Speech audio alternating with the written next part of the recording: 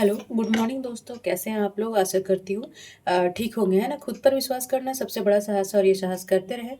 सकारात्मक सोचें और सकारात्मक रहें, क्योंकि सकारात्मकता ही वो ऊर्जा है जो आपको बैड सिचुएशन में लड़ने में और उसको हैंडल करने में ताकत और ऊर्जा देती है, उस ऊर्जा को बनाए रखें, है ना। तो चलिए, स्वागत है आप लोगों को AFT एडू बूस्ट में, है ना। इस चैप्टर से जितना भी नॉलेज है उसे और बूस्ट करें, उसमें ताकत दे, ताकि जो भी आपका एग्ज़ाम में 2-3 नंबर के लिए आप क्वालिफाई हो नहीं हो पा रहे हैं, और या फिर आपको 2-2 नंबर करके और बढ़ाना है, तो इसको जो टॉपिक है उसे और बूस्ट करे, ताकत दे और अच्छे से क्लियर करे। इसमें मैं इसको ना संविधान संशोधन को जो 1 और 2 क्लास को ना, मैं क्लास 1 और 2 उसको अपलोड कर दी हूँ। जो आज नए व्यूअर होंगे वो आज प्रीवियस ईयर का जो क्लासेस है देखेंगे, और हमारे व्यूअर इंस्टाग्राम फेसबुक पे है, वो हमारे यूट्यूब चैनल AFT पे आएंगे और सब्सक्राइब करेंगे और बेल आइकन दबाएंगे, ताकि जो नेक्स्ट क्लास का नोटिफिकेशन एनी टाइम मिल सके और वो टाइम टू टाइम लाभ उठा सके, है ना। शेयर भी कर दिया कीजिए अपने दोस्तों के साथ, ठीक है। तो चलिए, आज संविधान संशोधन का तीसरा क्लास है, और मैं देखिए देखिए संशोधन अभी 106 तक हो चुका है ना। तो एक साथ पढ़ाना और पढ़ना भी पॉसिबल नहीं है, क्योंकि सब चीज़ हौच पौच हो जाएगा। तो मैं 10-10 करके हर एक क्लास में ला रही हूँ और समझा रही हूँ। जितने भी टर्मिनोलॉजी उसमें जो लगता है कि नहीं समझ में आएगा, उसे मैं बताते जाती हूँ कॉन्सेप्ट से, है ना। तो चलिए, आज हम एक क्लास में 1 से 10 पढ़ा दी हूँ, दूसरा क्लास में 11 से 20 पढ़ा दी हूँ, और आज तीसरा क्लास है संशोधन का। तो आज 21वां संशोधन देखेंगे कि आखिर क्या रहा है, ठीक है जी। तो क्या प्रावधान था उसमें संशोधन में। तो 21वां संशोधन ये कब आया था, तो हम क्या याद रखेंगे कि कभी मिलाने दे देता है कि 21वां संशोधन आया था कब, ये डेट दे देगा, ठीक है जी। तो ये आया था 1967 में, ठीक है। और उसमें क्या प्रावधान था, क्यों लाया गया था, तो ये सिंधी भाषा को ना 8वीं अनुसूची में जोड़ा गया। कौन से भाषा के रूप में? 15वीं भाषा के रूप में, है ना। तो जब हम अनुसूची पढ़ा रहे थे, तो हम वहाँ सारा भाषा को बताए हैं। अब जाके हमारे पॉलिटी क्लास में देख लेंगे, है ना। और इसमें देखिए 2 क्वेश्चन बन सकता है कि ये 15वां है ना, वो भाषा के रूप में हुआ, और 21वां संशोधन में सिंधी भाषा को जोड़ा गया।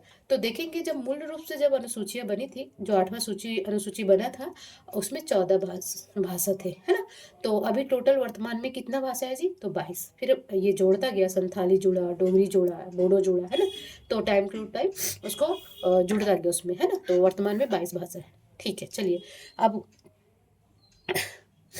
है कि अब ये 22वां संशोधन है, और ये कब हुआ था? 1969 में, ठीक है।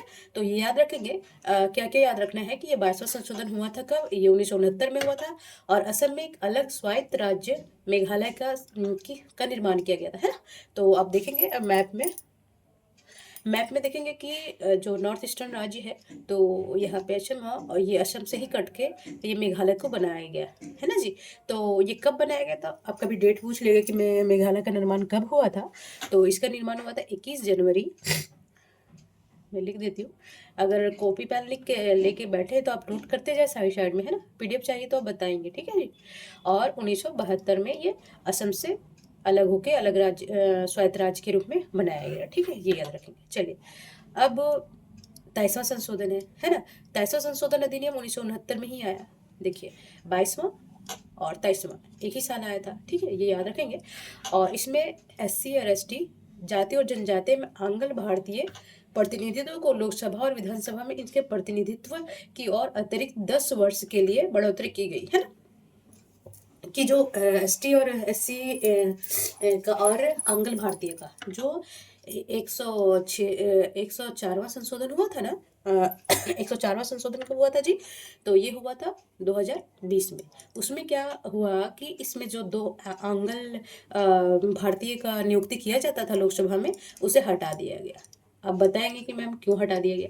देखिए, हटाया इसलिए गया क्योंकि अभी देखिए, जब अंग्रेज थे तब वो विदेशी भी, इंग्लैंड वाले भी लोग रहते थे, है ना। तो यहाँ मैं बताऊंगी आंग्ल भारतीय कौन है, मैं जब चैप्टर पढ़ाऊंगी लोकसभा का, ठीक है। अभी यहाँ पर लेनी नहीं करती हूँ। तो ये प्रावधान 104 संशोधन 2020 में हटा दिया गया जी, ठीक है। तो अभी क्या उसमें 23वां संशोधन में क्या बोला गया कि अनुसूचित जाति और जनजाति एवं आंग्ल भारतीय प्रतिनिधित्व को लोकसभा और विधानसभा में इनके प्रतिनिधित्व, मतलब कितना सीट होगा, है ना, कितने कितने SC से जाएंगे, लोकसभा में एसटी से जाएंगे, है ना। तो और आंग्ल भारतीय से जाएंगे, तो उसको जो प्रावधान था ऑलरेडी पहले से, उसको 10 साल के लिए और एक्सटेंड कर दिया गया।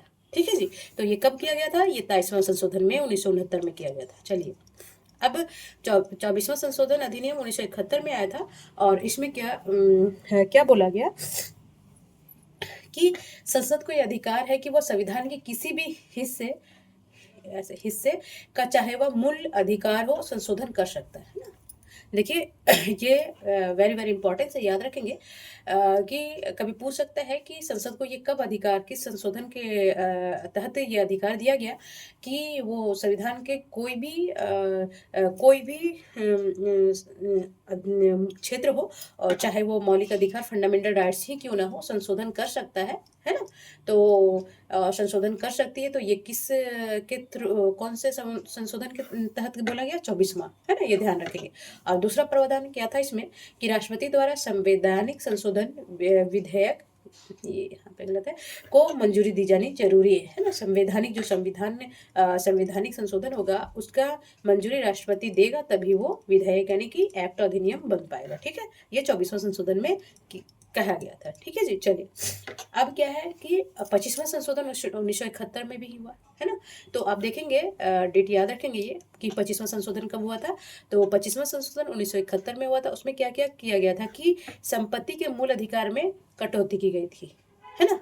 कि संपत्ति का मूल अधिकार में जो भी प्रावधान था उसमें कटौती की गई। और दूसरा क्या था कि अनुच्छेद 39 का खा या गा में वर्णित निर्देशक तत्वों को प्रभावी करने के लिए बनाई गई किसी भी विधि को इस आधार पर चुनौती नहीं दी जा सकती। आधार क्या था जी? कि अनुच्छेद 14, 19 और 31 द्वारा अभी निश्चित अधिकारों का उल्लंघन के आधार पर चुनौती नहीं दी जा सकती, है ना। देखिए, पहले हमें जानना होगा कि 14 में क्या है। 14 में क्या है? समानता का अधिकार, ओके। और 19 में क्या है? अभिव्यक्ति के अधिकार। और 31 में संपत्ति का अधिकार, जो अभी संवैधानिक अधिकार आर्टिकल 300A में 44वां संशोधन 1978 के द्वारा इसका संशोधन करके इसको हटा दिया गया, है ना। तो अब इसमें इसके आधार पे चुनौती नहीं दी जा सकती आर्टिकल 39 खा को और गा को, है ना। तो अब हमें जानना पड़ेगा कि ये आखिर 39 खा है क्या, है ना। तो 39 खा क्या है कि जो आजीविका का साधन होता है ना, ठीक है। मान लीजिए कोई महिला या पुरुष कहीं काम कर रहे हैं, तो वहाँ पे आजीविका को जो साधन होता है, जितना भी मजदूरी मिलता है, तो वो पुरुषों और महिलाओं को समान दिया जाएगा। ऐसा नहीं कि पुरुष के आजीविका के लिए कम पैसा चाहिए और महिलाओं को अधिक पैसा चाहिए, या महिलाओं को कम पैसा चाहिए। और तो इसके समानता की बात कही गई है। इनके आजीविका में जो भी मजदूरी मिलेगा उसकी समानता का बात कहा गया आर्टिकल 39 खा में, ठीक है, याद रखेंगे। चलिए, अब आगे बढ़ते हैं। अब 26वां संशोधन में क्या बोला गया? ठीक है, तो 26वां संशोधन भी देखिए 1971 में हुआ, ये भी याद रखेंगे, है ना।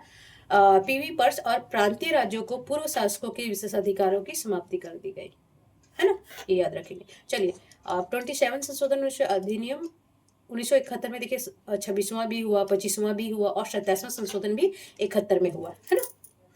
चलिए, इसमें क्या बोला गया कि कुछ केंद्र शासित राज्यों के प्रशासकों को अध्यादेश जारी करने के प्रति शक्तिशाली बनाया गया, है ना। जैसे मान लीजिए चंडीगढ़ हो गया, है ना, चंडीगढ़ हो गया, पुडुचेरी हो गया, फिर ये लक्षद्वीप हो गया, और दमन दीव, और ये सब जो जितने भी केंद्र शासित प्रदेश हैं, तो उसके प्रशासक है, क्योंकि ये डायरेक्ट केंद्र से इसका सरकार चलती है, तो उसका जो अध्यादेश जारी करते थे, तो उसमें उसको और शक्तिशाली जो प्रावधान पहले था उसमें और शक्तिशाली बनाया गया। ये प्रावधान किया गया 23वां संशोधन 1971 में, ठीक है। दूसरा क्या किया गया है कि नए केंद्र शासित प्रदेश से अरुणाचल प्रदेश एवं मिजोरम के लिए कुछ विशेष उपबंध किए गए। अब विशेष उपबंध, जब हम विशेष राज्य के पढ़ेंगे तो उसमें हम सारा बताएंगे कि विशेष उपबंध क्या होता है। वहाँ अनुसूचित जनजातियाँ का बाहुल्य है, तो उसके लिए प्रावधान क्या करती है, अंतर्राष्ट्रीय सीमा से लगता है इनका बॉर्डर, तो उसके लिए क्या कर रही है ना। इससे बहुत सारे प्रोसेस वो प्रावधान है, उसे मैं अलग क्लासेस में बताऊंगी, ठीक है। चलिए,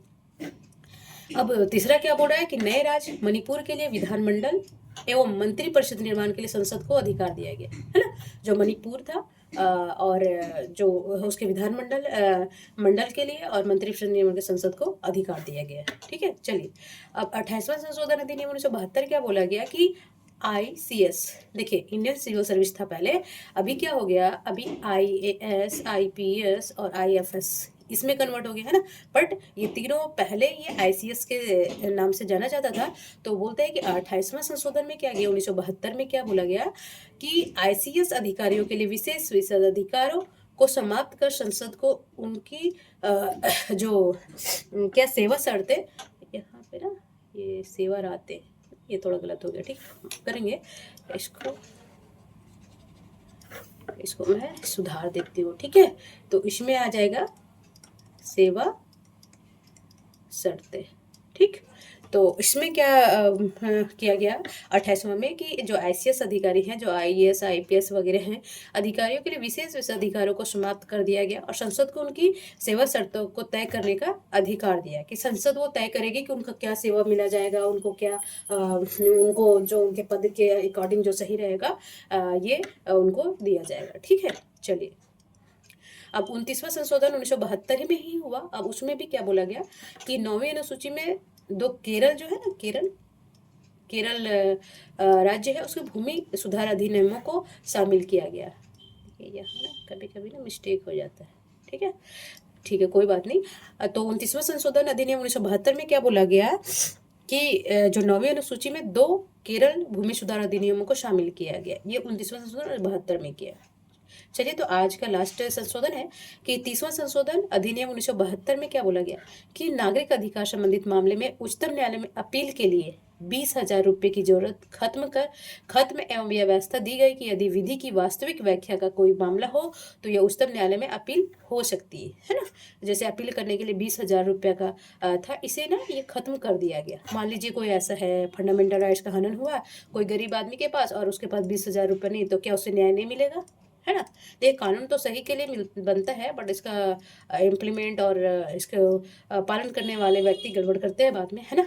तो क्या हुआ था इसमें 30वां संशोधन 1972 में क्या हुआ था कि नागरिक अधिकार संबंधित मामले में उच्चतम न्यायालय में अपील के लिए जो 20,000 था कि जब हम हाई कोर्ट से काम नहीं बन रहा, सेशन कोर्ट में नहीं बना, जिला कोर्ट में नहीं बना, फिर हाई कोर्ट में नहीं बना, हमें लगा कि नहीं हमें न्याय नहीं मिल रहा, तो हम सीधे सुप्रीम कोर्ट में इसको ले जाएंगे। तो उसके लिए पहले प्रावधान था कि 20 अपील करने के लिए 20,000 रुपये, तो गरीब आदमी को तो न्याय से वंचित हो जाएगा ना।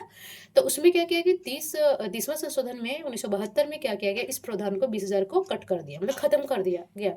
और ये प्रावधान किया गया कि अगर वास्तविक में उसे विधि के अकॉर्डिंग कोई अपील मतलब कि उनको न्याय चाहिए तो उच्चतम न्यायालय में अपील किया जा सकता है, ठीक है जी। तो चलिए देखिए, अब ये 3rd क्लास हो गया संशोधन का। तो जो भी नहीं देखे हैं वो प्रीवियस ईयर जाके जरूर देखिए छोटे छोटे क्लासेस होते हैं और 15-20 मिनट का, और आपका काफ़ी कंठस्थ हो जाएगा। देखिए हर एग्जाम में, वनडे एग्जाम हो, PCS हो, IAS हो, उसमें संशोधन से 2-3 क्वेश्चन रहता ही है और क्वालिफाई करने के लिए एक क्वेश्चन भी काफ़ी है ना। तो 1 नंबर को आप हल्का ना समझें और 1-2 नंबर को, क्योंकि वही हमें इन और आउट कराता है ना। चलिए, तो तब तक अपना और अपने फैमिली का ध्यान रखेंगे और स्वस्थ रहेंगे, मस्त रहेंगे और पढ़ते रहिए और कंटिन्यू क्लास देखते रहिए, हमारा शेयर भी करिए, लाइक कीजिए। नमस्कार।